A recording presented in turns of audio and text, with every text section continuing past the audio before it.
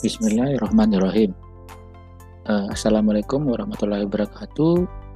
Pada kesempatan kali ini kita akan belajar terkait dengan SDKI, SLKI, dan SIKI yang kita sebut dengan 3S ya. SDKI adalah Standar Diagnosa Keperawatan Indonesia, sedangkan SLKI adalah Standar Luaran Keperawatan Indonesia, dan SIKI adalah Standar Intervensi Keperawatan Indonesia. Ya. Standar Nursing Language. Ya, jadi ada banyak sekali diagnosa keperawatan di dunia. Mulai dari 3N, Nanda Nicknock, ada Dumus, ada Linda Jual, ada Carpenito. Mana yang benar? Semuanya pasti benar. Namun kita harus menggunakan kesepakatan yang kita akan gunakan yang mana. Di UDS ini kita akan contohkan menggunakan SDKI, SLKI, dan SIKI, yaitu 3S. Sebagaimana yang diamanatkan oleh PPNI Indonesia. Apa itu SNL? Jadi SNL ialah cara untuk mendeskripsikan apa yang telah dikerjakan oleh perawat, sehingga tidak ada multi tafsir, tidak ada arti yang berbeda-beda. Nah, contohnya di Papua menggunakan bahasa nyeri akut, di Aceh tetap nyeri akut.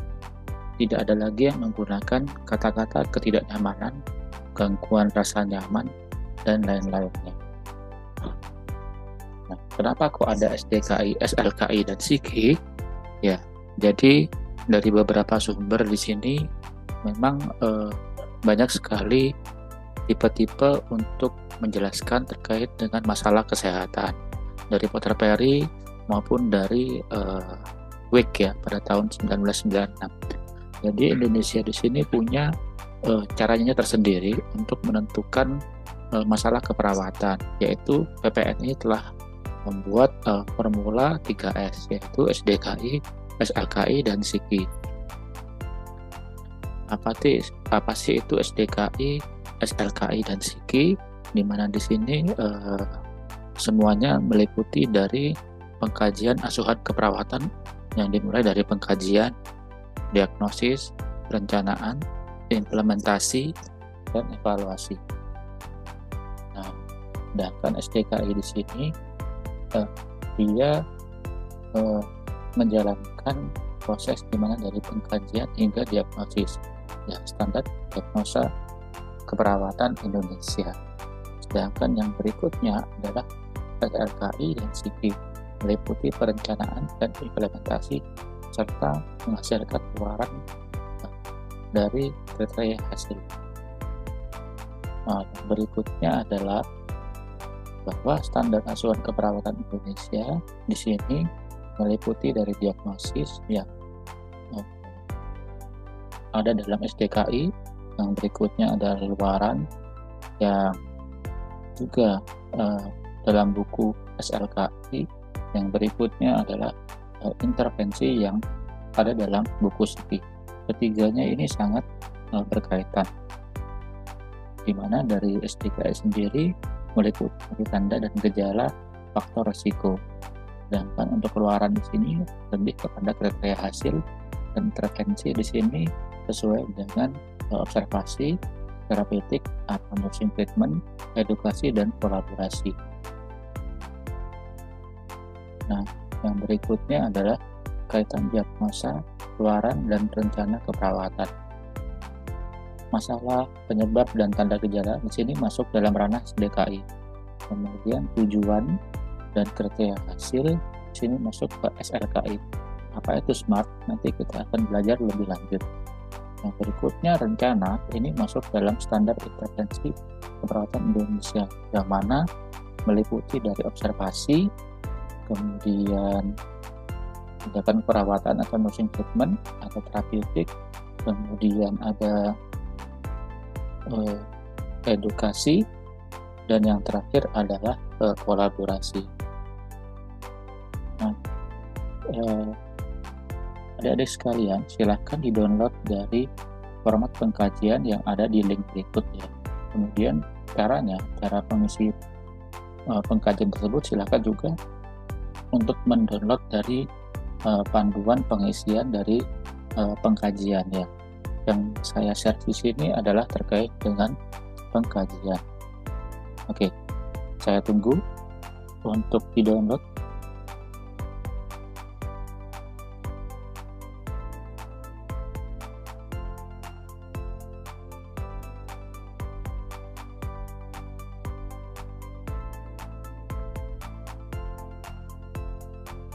Oke, jika sudah, maka saya lanjutkan ke slide berikutnya. Nah, kita masuk ke SDKI. Nah, jadi klasifikasi SDKI di sini meliputi beberapa aspek ya. Yang pertama ada fisiologis, psikologis, perilaku, relasional, dan lingkungan. Di mana fisiologis di sini terdiri dari respirasi, sirkulasi, nutrisi dan cairan, eliminasi, aktivitas dan istirahat, neurosensori dan reproduksi dan seksualitas. Sedangkan psikologis terdiri dari nyeri dan keamanan, integritas ego, dan pertumbuhan perkembangan.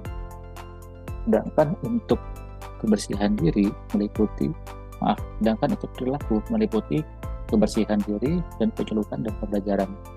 Relasional meliputi interaksi sosial, dan lingkungan meliputi keamanan dan proteksi. Nah, untuk dari SDKI ini bahwa diagnosa keperawatan itu sendiri terbagi menjadi dua.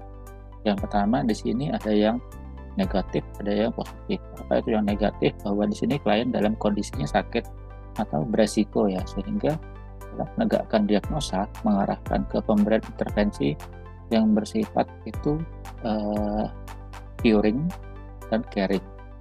Dan juga ada preventif. Jadi ada penyembuhan, pemulihan, dan pencegahan. Sedangkan positif di sini kliennya sehat. Kalau positif hanya cukup kita berikan promosi kesehatan. Nah, bagaimana kalau yang negatif? Yang negatif maka kita berikan beberapa treatment. Yang pertama adalah yang aktual, di mana di sini menggambarkan respon klien terhadap kondisi kesehatan atau proses kehidupan yang menyebabkan masalah kesehatan. Jadi ada tanda dan gejala mayor ataupun minor yang bisa ditemukan. Yang resiko di sini menggambarkan respon klien terhadap kondisi kesehatan ataupun proses kehidupan yang menyebabkan si klien tersebut beresiko mengalami masalah kesehatan. Biasanya juga tidak ada gejala mayor atau minor, tapi punya faktor resiko. Nah, begitu. Selanjutnya, ya, yang berikutnya adalah komponen dari diagnosis keperawatan. Yang pertama adalah problem atau masalah. Label diagnosa keperawatan menggambarkan inti dari respon klien terhadap kondisi kesehatan. Contohnya, tidak efektif, di sini fokus diagnosisnya adalah persihan jalan nafas. Kalau gangguan, di sini adanya pertukaran gas. Ada penurunan, di sini adanya curah jantung. Ada intoleransi, maka di sini fokusnya adalah aktivitas. Kemudian ada defisit, di sini juga ada pengetahuan.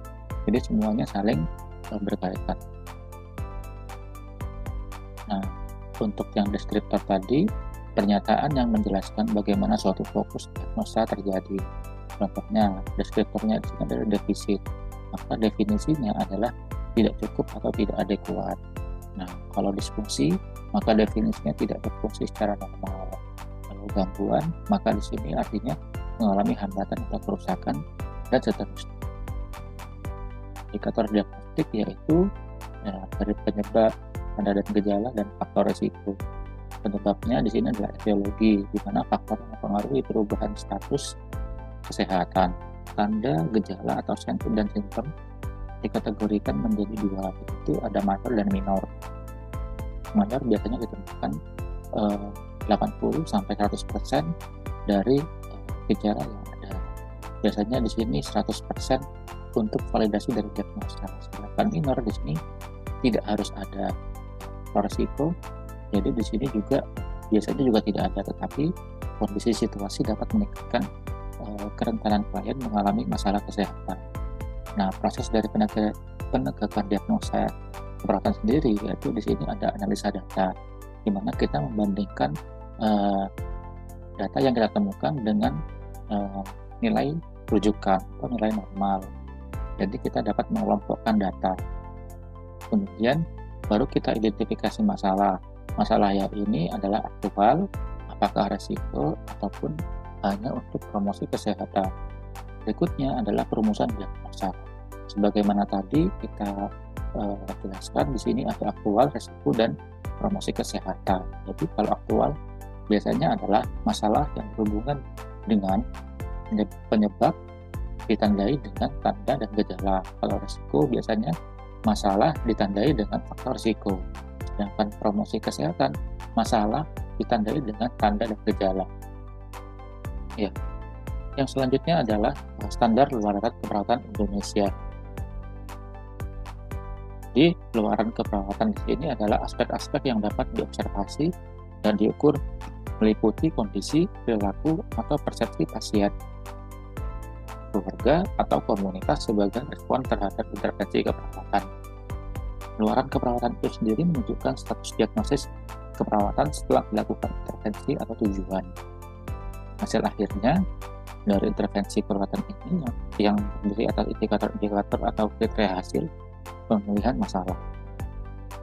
Nah, untuk klasifikasi dari SLKI di sini yaitu sebagaimana yang dijelaskan pada diagnosa keperawatan dalam SDKI, sama ya, ada 5: fisiologis, psikologis, perilaku, relasional, dan lingkungan. Di mana kelompok klasifikasi dari SLKI meliputi dari 5 kategori, 14 subkategori, dan 137 label luaran. Dan ini semuanya ada di dalam buku SLKI. Yang mana di sini sifatnya untuk memudahkan penelusuran, memudahkan memahami ragam luaran yang sesuai dengan area praktek dan cabang ilmu, dan memudahkan coding atau penggunaan komputer base. Nah, penetapan luaran keperawatan di sini ada 5, yaitu spesifik, measurable, attainable, realistic, dan time.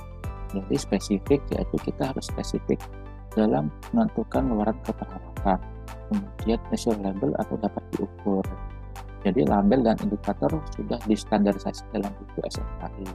Kemudian attainable atau dapat dicapai, realistic yaitu sesuai dengan kenyataan, realistic, dan time dapat terukur. Disesuaikan dengan kondisi pasien dengan menggunakan clinical judgment perawat.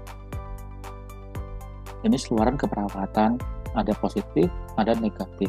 Yang positif perlu ditingkatkan, contohnya adalah bersihan jalan nafas, keseimbangan cairan, integritas jaringan, dan citra tubuh. Sedangkan negatif ini perlu diturunkan, yaitu tingkat nyeri, tingkat keletihan, tingkat ansietas, tingkat berduka, dan respon alergi. Contoh keperawatan luaran keperawatan, yaitu di sini ada yang ekspektasinya meningkat, ada yang menurun, ada yang membaik. Yang definisinya untuk yang meningkat bertambah baik dalam ukuran, jumlah, maupun derajat atau tingkatan.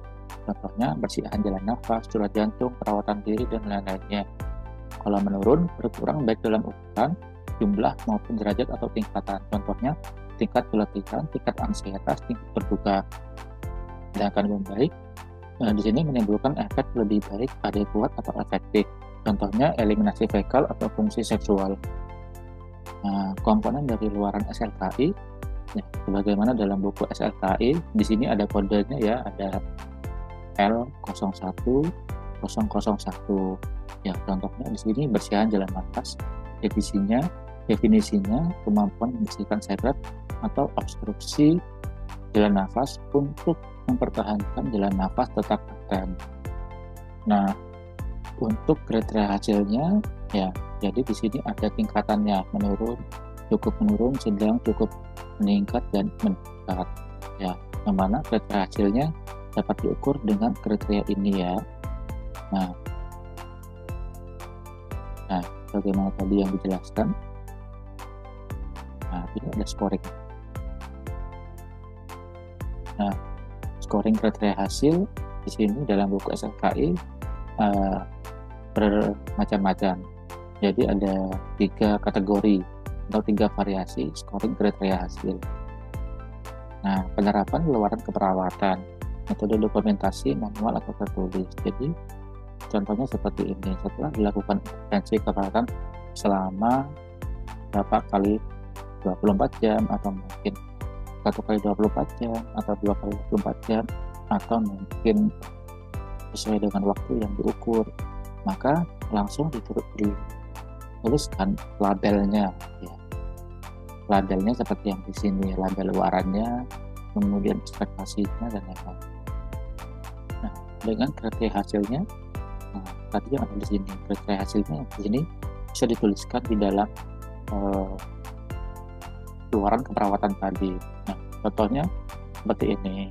Setelah dilakukan intervensi selama 3 jam, maka bersihan jalan nafas meningkat dengan kriteria hasil sebagai berikut. Nah, jadi sudah ada ketentuannya. Contohnya lagi, kalau yang sudah ada di komputer biasanya lebih mudah ya. Setelah dilakukan intervensi keperawatan selama 3 jam misalnya ya, maka kita sebutkan labelnya, yaitu bersihan jalan nafas ya, dengan kriteria hasilnya sebagai berikut. Nah, tadi batuk efektif tadi kan ada skornya tuh 3 misalnya nih, 3 ya, sehingga itu dapat dicapai dengan mudah 3. Nah, seperti itu contohnya. Sekarang kita berlanjut ke SIKI, Standar Intervensi Keperawatan Indonesia. Nah, intervensi dan tindakan yaitu di sini intervensi keperawatan, segala treatment atau tindakan yang dikerjakan oleh perawat yang didasarkan pada pengetahuan dan penilaian klinis untuk mencapai luaran atau outcome. Tindakan keperawatan spesifik yang dikerjakan oleh perawat untuk mengimplementasikan intervensi keperawatan. Nah, berikutnya, sebagaimana SDKI dan SFKI, di SIKI juga ada klasifikasi dari SIKI yang sesuai dalam bukunya, ada 5 kategori, 14 subkategori, dan 590 intervensi, yang juga sama seperti SDKI, memudahkan penelusuran, memudahkan pemahaman terkait rangkaian intervensi, dan memudahkan untuk coding untuk penggunaan komputer base. Nah, intervensi keperawatan meliputi observasi, edukasi, dan kolaborasi, yang biasanya kita singkat dengan ONET ya. O-nya observasi, N-nya di sini adalah nursing treatment atau terapeutik, P-nya adalah edukasi, dan K-nya adalah kolaborasi. Observasi di sini kita periksa, identifikasi, dan monitor. Terapeutik di sini kita berikan bantuan atau lakukan. Terapeutik di sini adalah nursing treatment ya. Edukasinya adalah ajarkan dan anjurkan, latih dan sebagainya. Kolaborasi ini lakukan instruksi, kolaborasi, rujuk atau konsultasikan. Nah, pertimbangan pemilihan intervensi sesuai dengan diagnosa keperawatan. Kemudian dari intervensi keperawatan, maka di sini kita harus melakukan kemampuan dalam melakukan intervensi dan penerimaan pasien, sehingga nanti dari hasil penelitian bisa diterapkan juga untuk intervensi keperawatan. Kemampuan perawat juga perlu diperhatikan dalam memberikan intervensi keperawatan, sehingga dari intervensi keperawatan di sini dapat mencapai hasil yang diharapkan. Nah, dari komponen tersebut, intervensi keperawatan, maka ada label yang harus diperhatikan. Ada label intervensi, ada definisi intervensi, dan ada tindakan-tindakan yang harus dilakukan dalam buku SIKI. Nah, contoh tautan SDKI dan SIKI. Nah, SDKI-nya di sini adalah bersihan jalan napas tidak efektif. Intervensinya adalah latihan batuk efektif, manajemen jalan nafas, dan pemantauan respirasi. Intervensi pendukungnya adalah edukasi fisioterapi dada, edukasi keluarga, bantu respirasi, fisioterapi dada, dan manajemen dan lain-lain. Jadi semuanya ini terkait dengan intervensi prioritas di sini sifatnya adalah membantu atau resolutif. Ya, jadi kesesuaian terbaik dengan diagnosa yang telah ditetapkan. Nah, sedangkan kalau intervensi pendukung biasanya di sini bukan intervensi prioritas, tidak resolutif namun menunjang resolusi masalah. Nah, contoh aplikasi dari 3S nih. Jadi setelah kita pelajari SDKI, SLKI, dan SIKI, maka kita bisa menentukan contohnya yaitu adalah bersihan jalan nafas tidak efektif berhubungan dengan alergi atau asma ditandai dengan pasien mengeluh sesak nafas, batuk berdahak, dan susah keluar, ditandai dengan adanya ronki, adanya wheezing, frekuensi nafasnya lebih dari normal yaitu 29 kali per menit. Maka kita tetapkan tujuan dan kriteria hasil. Setelah dilakukan intervensi selama 7 jam, maka bersihan jalan nafas meningkat dengan kriteria hasil yaitu ada batuk efektif cukup meningkat, kodenya 4, produksi sputum cukup menurun, kodenya 4, ronki cukup menurun, kodenya 4, wheezing cukup menurun, kodenya 4, dan frekuensi nafas dalam rentang normal, kodenya yaitu adalah 5. Nah, dari sini kita bisa menilai manajemen jalan nafas dengan intervensi perawatan yang kita ambil dari buku SIKI.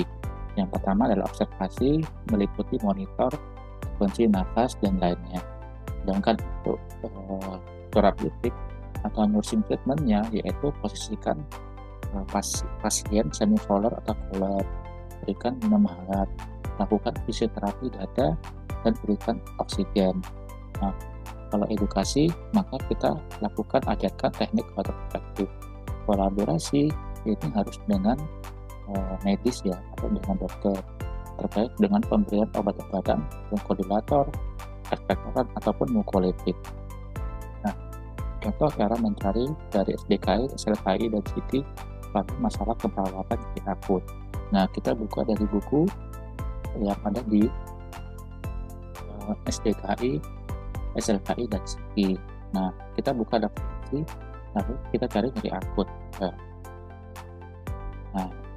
kemudian buka sesuai dengan halaman yang ada di daftar isi. Maka kita akan menemukan dari nyeri akut yang mana masuk dalam kategori psikologis, subkategorinya adalah nyeri dan kenyamanan. Nah, dari buku ini, kalau di SLKI, kita lihat daftar tautan dari SDKI, SLKI. Ya, kita juga lihat ada nyeri akut. Nah, kemudian untuk SLKI nyeri akut, keluaran utamanya di sini tingkat nyeri akut ya kita bahas yang keluaran utama saja dulu. Keluaran utamanya adalah dengan tingkat nyeri, jadi pakai skala nyeri biasanya ya kalau tingkat nyeri. Nah, berikutnya, buka luaran dari daftar luaran keperawatan dari SLKI. Nah, kita lihat dari luaran tingkat nyeri sesuaikan dengan yang diinginkan dan dibutuhkan. Contohnya tadi untuk nyeri ya, di sini ada 1, 2, 3, 4, 5. 1 menurun, 2 cukup menurun, 3 sedang, cukup meningkat, dan meningkat. Nah, untuk yang di SDKI dan SIKI, kita cari nyeri akut. Lalu kita cari pemberian intervensi utama. Di sini pemberian intervensi utama adalah pemberian analgesik ya. Kalau pemberian analgesik maka kita harus kolaborasi. Dan intervensi pendukungnya cukup banyak sekali ya. Dari ada aromaterapi, ada dukungan pengukuran kebutuhan, ada manajemen efek samping, dan lain-lainnya.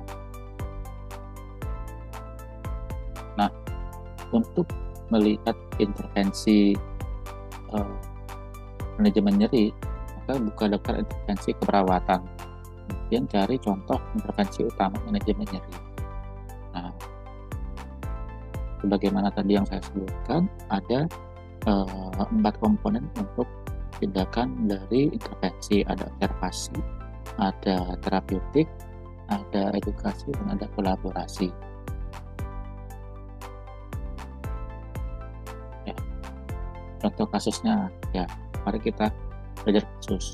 Nyonya M membawa anaknya bayi Y yang berumur 4 hari ke poli. Nyonya M menyatakan bahwa kulit bayi Y terlihat kuning dan rewel. Nyonya M tidak pernah menjemur bayi Y karena takut corona. setelah dilakukan pemeriksaan oleh nurse Dika, diketahui bahwa membran mukosa, kulit, dan selera bayi berwarna kuning. Hasil lab menunjukkan bilirubin serum total lebih dari 2 mg per desiliter. Kira-kira apa diagnosa keperawatan pertama? Ya, kalau sudah mayoritas menunjukkan ke arah kekuningan, ya kata-kata kuning di sini udah lebih dari 1, maka biasanya kita bisa simpulkan si bayi menderita penyakit kuning. Ya, biasanya apa namanya? Yaitu biasanya adalah Picterus. Mari kita lihat jawabannya. Nah, dari kasus di atas kita ambil diagnosa keperawatan Picteric neonatus karena lebih dari 80% gejala dan tanda mayor muncul, sehingga kita bisa mengangkat diagnosa ini. Nah, contoh kasus 2, ya, silakan dibaca ya. Dari Tuan U, 45 tahun, menyatakan menderita stroke 3 bulan yang lalu. Tuan O menyatakan mengalami tidak pernah berhubungan seksual sementara terkena stroke. Yang B, Nyonya D, 37 tahun, menyatakan bahwa dia adalah korban KDRT suami. Nyonya D mengungkapkan aktivitas fungsi dan hasrat seksual dengan suami menurun. Tidak pernah puas, terkadang merasakan nyeri saat hubungan seksual. Jadi cukup jelas ya terkait dengan kasus di atas. Nah, dari 2 kasus tersebut, diagnosa keperawatan apa yang tepat? Nah, kira-kira sama apa tidak? Nah, di sini jelas berbeda ya. Nah, jawabannya adalah kasus A di sini masih resiko, sedangkan kasus B berupa aktual. Kita kembali lagi ya. Nah, dinyatakan stroke sejak 3 bulan yang lalu. Tuhan menyatakan mengalami tidak pernah berhubungan seksual semenjak terkena stroke. Jadi memang tidak ada masalah terkait dengan fungsi seksualnya karena di sini menderita stroke. Sedangkan kalau yang B, di sini memang ada kejadian terkait dengan korban KDRT dari Tuan. Dan ini lebih aktual. Nah, kasus 3, Nyonya B hamil dengan kandungan 39 minggu, mengeluh nyeri pada perut, tekanan pada perineum. Kemudian perawat Vina melihat bahwa wajah Nyonya B meringis dengan posisi tangan memegang perut. Nah, kalau seperti ini, kira-kira apa yang tepat? A, nyeri akut, B, nyeri kronis, seperti melahirkan. Nyeri melahirkan. Kira-kira seperti apa jawabannya? Nah, jawabannya jelas ya, karena di sini ada faktor yang memicu, yaitu usianya sudah 39 minggu, sehingga kita bisa simpulkan nyeri melahirkan. Nah, Bapak Ibu sekalian, Bapak Ibu bisa mendownload dari kasus-kasus yang ada pada link berikut ya, contoh kasus 1 dan contoh kasus 2. Dipersilakan untuk mengcopy dan mendownload. Jika sudah, maka saya lanjutkan. Nah, berikut adalah daftar rujukan yang saya gunakan. Ada dari SIKI, SDKI, dan SLKI. Terima kasih, semoga bermanfaat.